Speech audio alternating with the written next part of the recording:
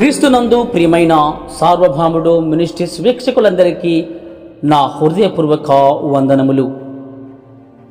ప్రియమైన సహోదరి సహోదరులారా, ఈరోజు మనం చాలా ముఖ్యమైన ఒక సత్యం గురించి మాట్లాడుకోబోతున్నాం.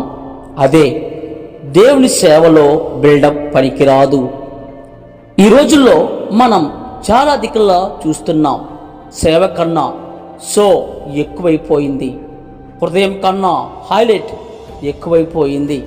కానీ ఒక ప్రశ్న, దేవుడు మన సోని చూస్తాడా లేక మన హృదయాన్ని చూస్తాడా?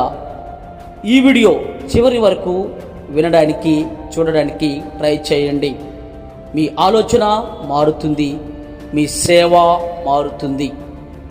ఈ రోజుల్లో సేవ ఎలా మారిపోయిందో చూద్దామా?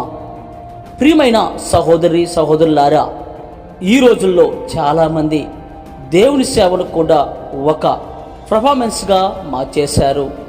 స్టేజ్ మీద గొప్పగా మాట్లాడాలి, ప్రజలు క్లాప్స్ కొట్టాలి, మన వీడియో వైరల్ కావాలి, మనకు మంచి పేరు రావాలి.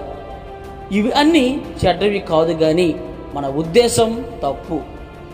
అయితే అది సేవ కాదు, అది బిల్డప్ అవుతుంది.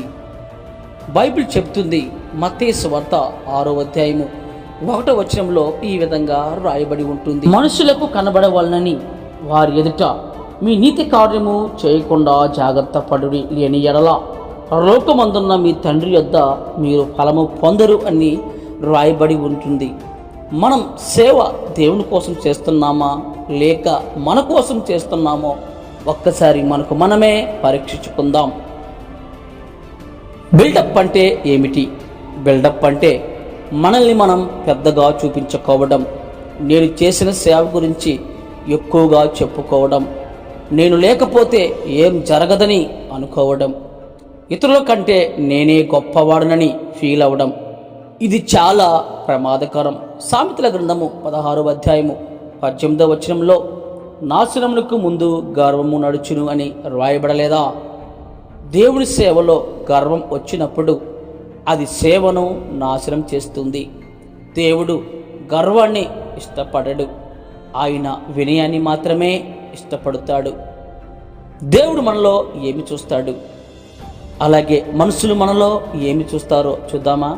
బయట మనుషులు నీకున్న అభిమానాన్ని, నువ్వు మాట్లాడే మాటల్ని, నీకున్న టాలెంట్ని చూస్తాడు, కానీ దేవుడు నీ హృదయాన్ని మాత్రమే చూస్తాడు. 1 సమూయేలు రాసిన గ్రంథము 16వ అధ్యాయము 7వ వచనంలో ఈ విధంగా రాయబడి ఉంటుంది, అయితే యెహోవా సమూయేలుతో ఇలాగ సెలవిచ్చెను, అతని రూపమును అతని ఎత్తును లక్ష్య పెట్టకము, మనుష్యులు లక్ష్య పెట్టు వాటిని యెహోవా లక్ష్య పెట్టడు అని రాయబడలేదా? మన సేవలో ప్రేమ ఉందా? మన సేవలో నిజాయితీ ఉందా? మన సేవలో వినయం ఉందా? ఒక్కసారి మనకు మనమే పరీక్షించుకుందామా? మనం స్టేజ్ మీద కనిపించకపోయినా దేవుని ముందు మాత్రం మనము ఎప్పుడూ కనిపిస్తూ ఉంటాము.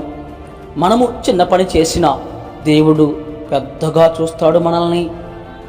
యేసుక్రీస్తు వారి గురించి ఒక ఉదాహరణ తెలుసుకుందామా? యేసుక్రీస్తు వారు మనకు ఉత్తమ ఉదాహరణ. ఆయన దేవుడు అయినప్పటికీ బిల్డప్ తీసుకోలేదు, బిల్డప్ చేయలేదు. వినయంగా జీవించాడు, దేవుని సేవ చేశాడు, తన్ను తాను తగ్గించుకున్నాడు.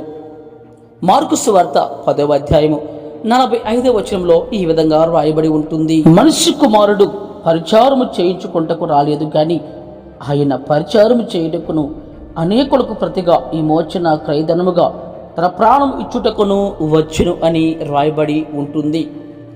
మన సేవలో బిల్డప్ వచ్చిన పేరు కొద్ది రోజులు మాత్రమే ఉంటుంది, కానీ వినయంతో చేసిన సేవ దేవుని దగ్గర శాశ్వతంగా ఉంటుంది.